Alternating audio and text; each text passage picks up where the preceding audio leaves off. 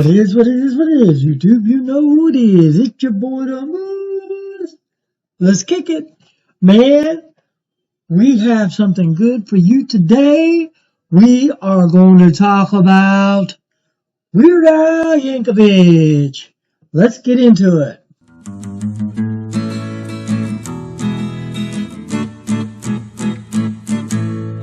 It likes to run, it loves to jump, no one could ever stop. A big or small party, it will be there, no matter where or when. It moves on the loose, it moves on the loose, it'll be party all day long. It moves on the loose, it moves on the loose, what are you waiting for? Manic Monday. I wish it was Sunday.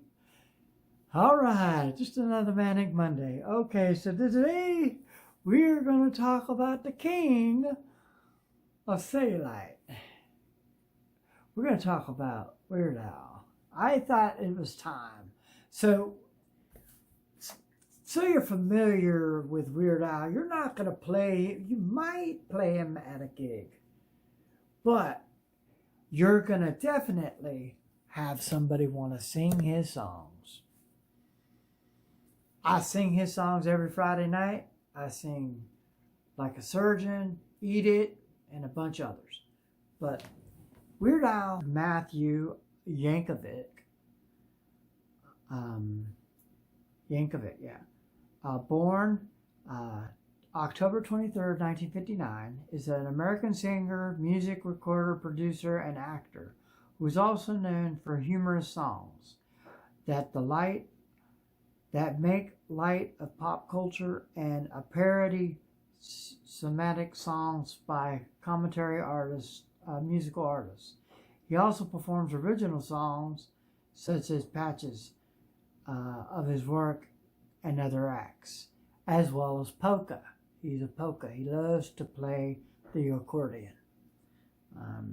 Since having a comedy song aired since 1976, Yankovic has sold over 12 million albums, recorded more than 150 parodies and original songs, and performed more than 1,000 live shows.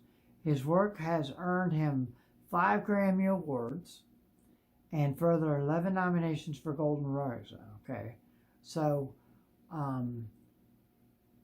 he's also 6 platinum records in the U.S. history of Billboards.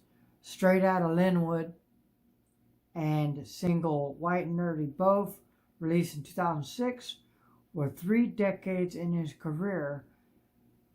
His latest album, Mandatory Fun, 2014, became his #1 album during his debut week. Yankovic's success comes in part of effective use of music videos and further parody pop cultures. He directed, later records himself, and went on to direct other artists. Now, Weird Al, here's his early life. 1959, he was raised in Linwood, California. His father, who was born in Strawberry Hill neighborhood in Kansas City, Kansas, was a Yugoslavian descent. So he's got a Yugoslavian descent. So that's where his Yankovic comes from. That's where the Yugoslavian. So he's basically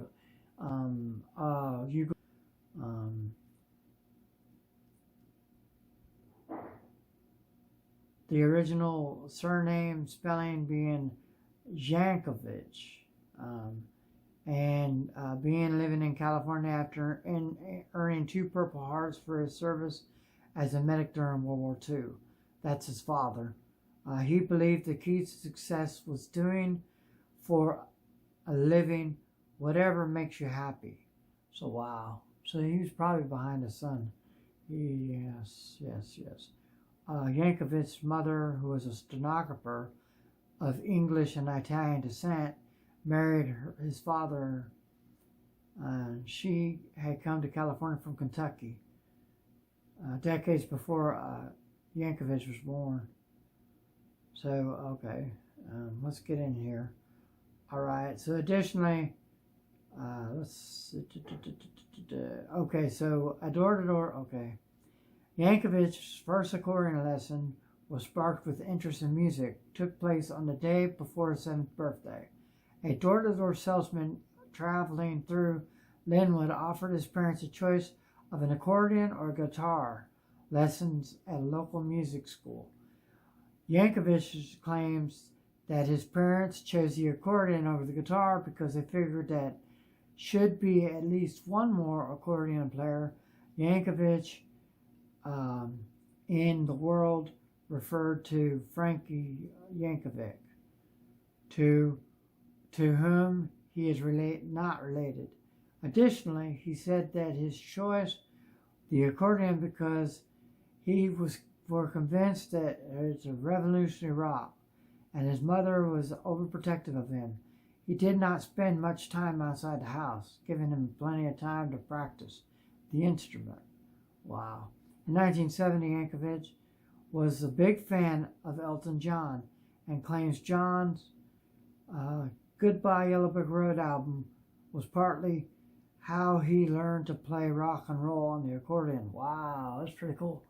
And then as his influences in comedy, the parody music, he listened to artists including Tom Leather, Stan Fricker, Spike Jones, Alan Shermer, Shalon Serlin, and Frank Zappa. Had to put Frank in there. Frank Zappa. I'm going to do him next week if you want. Leave in a comment below if you want to know more about Frank Zappa. He's awesome. As well as other worldly, sick, and twisted artists he found through Dr. Dementor's radio show. If you want me to do a lot of these aren't DJ related. A lot of these have a lot of history into karaoke.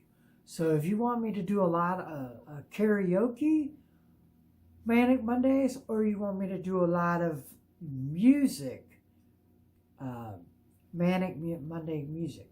So leave it in a comment below if you want to know more about karaoke or if you want to know more about musical artists. So I can get into anything. So Manic Monday is going to be the viewer's discretion. So whatever you want me to do next week, let me know. Leave in a comment below on this video because I need to be informed because I want to go ahead and start posting videos. My classmates seemed to think that I was the son of rocket scientists, so I labeled a nerd early. Okay. Here's his career. In 1976 to 81, Yankovic received his first exposure via syndication comedy radio personality Dr. Demento's Southern California-based radio show, saying, "If there hadn't been a Dr. Demento, I'd probably have a real job now." Despite his mother have caught Yankovic listened to Dr. Demento program and banning him from listening to it again in the future, he found ways of discernity. In 1976, Dr. Demento spoke at Weird Al Yankovic's school, where he was then 16. Yankovic gave him a homemade tape. Originally, the parody song performed the accordion in Yankovic's bedroom into a cheesy little tape recorder.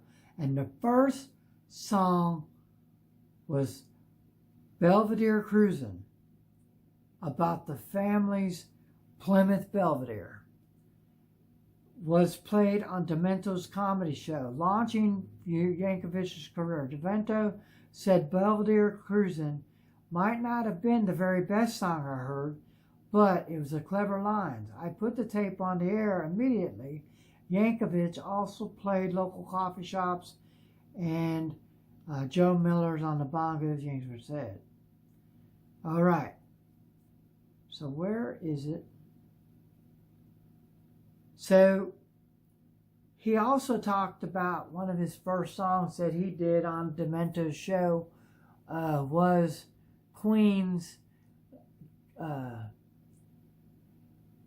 Bohemian, not Bohemian Rhapsody, but everybody, five. The song was called Another One Rides the Bus. The bus down the boulevard and the pace was pretty packed. Yeah. A parody to Queen's hit, Another One Bites the Dust.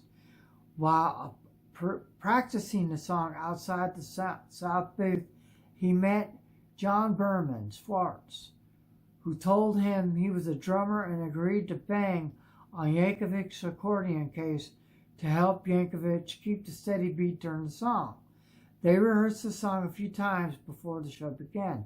Another One Rides the Bus became a popular than Yankovic's first television appearance and performance on songs of the theme Tomorrow Show with Tom Snyder, 1981. On the show, Yankovic played his accordion and banged on the accordion case.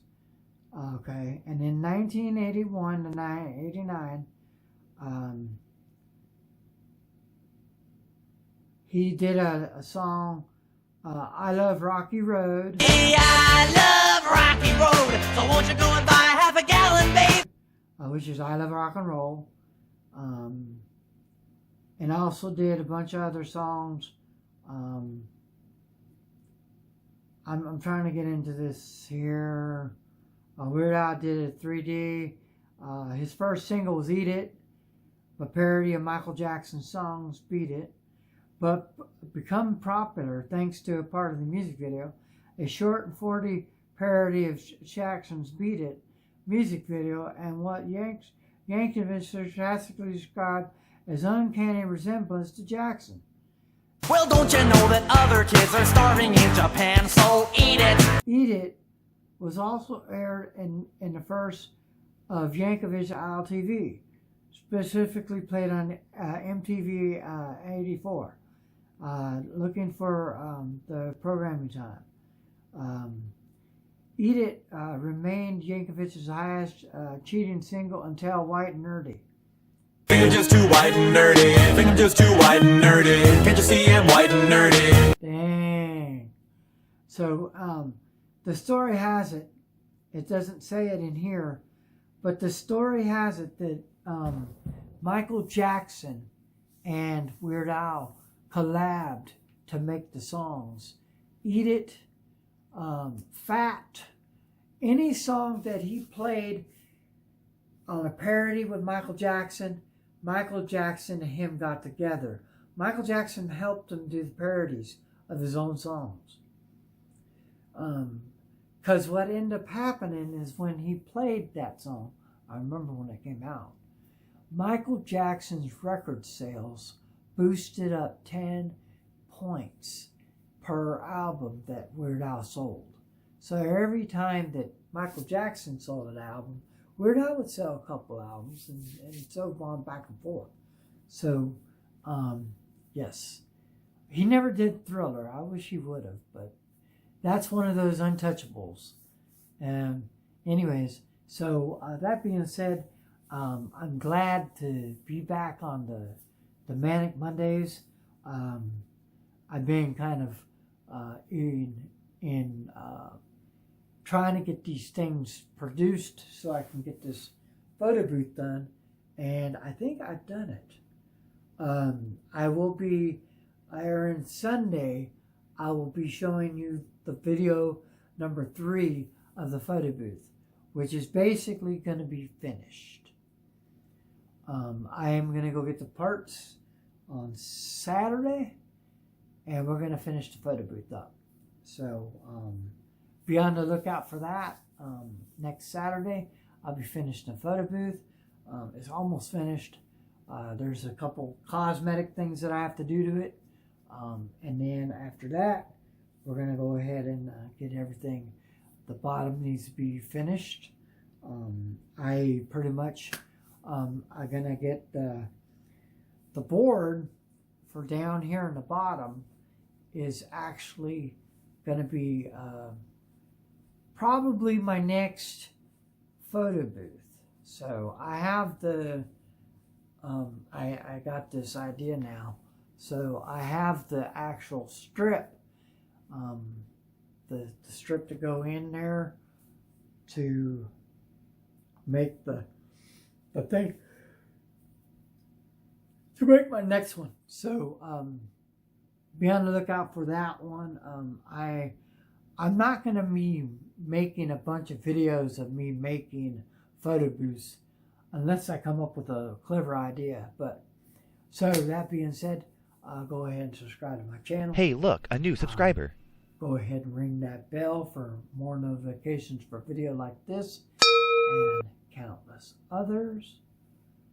Go ahead and leave a comment below what you think of this video, what I could do to appease you even more. I will put everything together for you, and let's go ahead and say peace.